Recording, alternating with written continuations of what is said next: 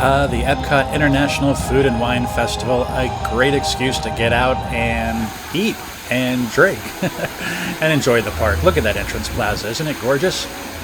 Let's not waste any time though. We'll head right over to Mac and Eats and get the Cowboy Mac and Cheese, full of pork belly and beef. This is a great value, very filling. From Lobster Landing, we got the Cape Codder, which is pretty much just cranberry juice and vodka, as you would expect.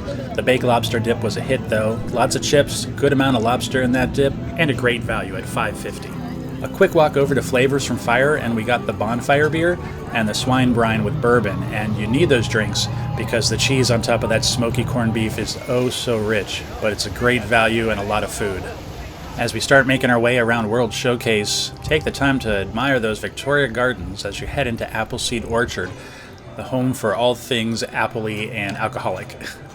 We got the beer flight for $9.75 and the cider flight also $9.75. I'd have to say my favorite was the bourbon barrel aged cherry cider. It really had a nice strong fruit flavor, and I just love cherries and cider. We got our boarding group for the new Ratatouille Ride at 7 that morning, and our group was called, so we headed off, and it took us about 20 minutes to go through the queue outside once we checked in. Remember, food always comes to those who love to cook, but not to those who are able to do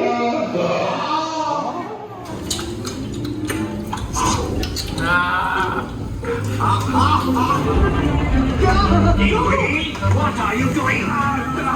Que manigance-vous? Hey, thanks for coming, everyone. The Tangerine Cafe in Morocco is home to the festival booth Flavors of the Medina, and it's got all the flavors of Morocco that you would want.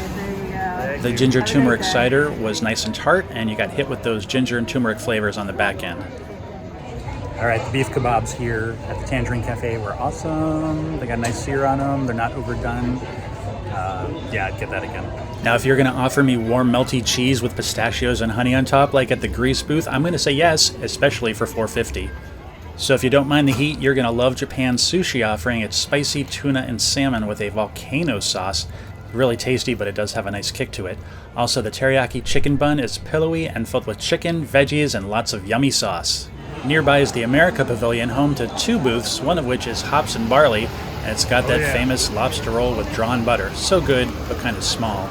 I thought this double IPA made a good accompaniment to the lobster roll, but I do like IPAs. It may be too strong for you. Thank you very much. We are the Voices of Liberty, and we welcome you to the America Gardens Theater. I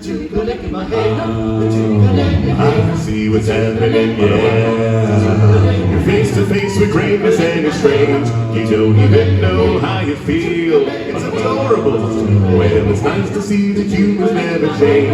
I know it's a lie, the hair, the body. When you're staring at it, anyhow. What can I say except you're welcome for the times, the sun, the sky. Hey, it's okay, you're welcome. Just an ordinary day night. You're welcome for the wonderful world you know. You're welcome.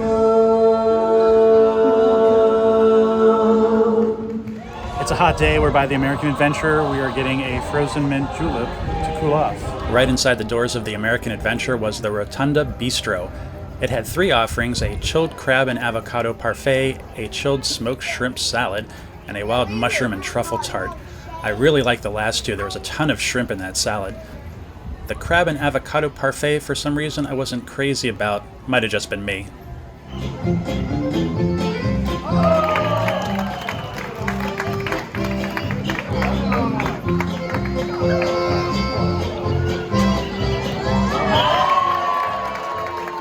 I love Indian food, but we were getting kind of full by the time we passed India, so maybe next time. After a little bit of walking, we found ourselves at the old Odyssey Restaurant, now known as the Epcot Experience, and the Brew Wing booth. The pumpkin cider was pretty good. It had some nice fall flavors to it, but the garlic parmesan wings were pretty flavorless. There were 6 of them, so that was good, but there really wasn't any evidence of the sauce. Oh well. That's a lot of eating, and we needed a break, and my phone was dead, so I took some time to charge it up in the DVC lounge above Imagination.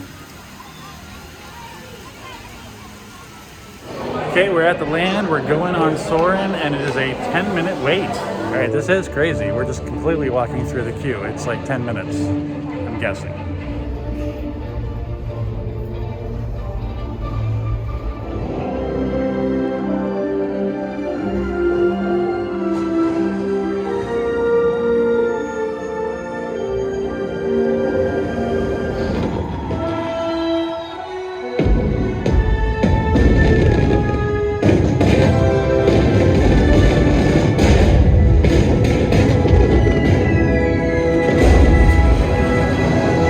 Can't go to Food and Wine without stopping by the Canada booth to get the famous cheddar cheese soup. I feel like it's been going up a quarter every year, but I'm still going to buy it. Next stop was at the Saucy Swine. I do like saying that, the Saucy Swine. Bourbon Bloody Mary, believe it or not, and ribs. The Bloody Mary was pretty good. It had a nice tomato flavor, and you could taste the bourbon. The sticky ribs were really, really tasty, fall off the bone meat. I'd get those again. And then we kind of backtracked to China, where we got the bao bun with the grilled beef. It was excellent. The meat was fall apart tender, and the bun was pillowy. The crispy fried pepper shrimp with the noodles I would not get again. I thought the shrimp were overdone and not crispy, and the noodles were kind of hard and didn't have a lot of flavor. And then last, I had to hit the Alps booth because I love cheese, and who doesn't? But they have an authentic raclette there. Raclette's the kind of cheese, but it's also the manner in which it's served. You melt it under a heater, and then you put it over potatoes and ham and cornichons, and the cornichons help break up the fat a little bit. Authentic. Okay, that wasn't the last place we stopped. We had to get the tuna poke from the Hawaiian booth for $7. It's a great amount of sushi-grade tuna. The chips I didn't really need. The tuna was plenty good.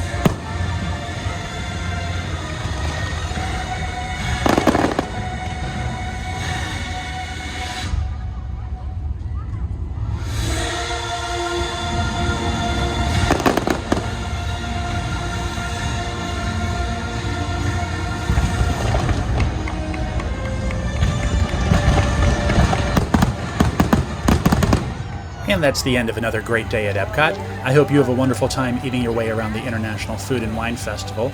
And remember, when you're on vacation, calories don't count.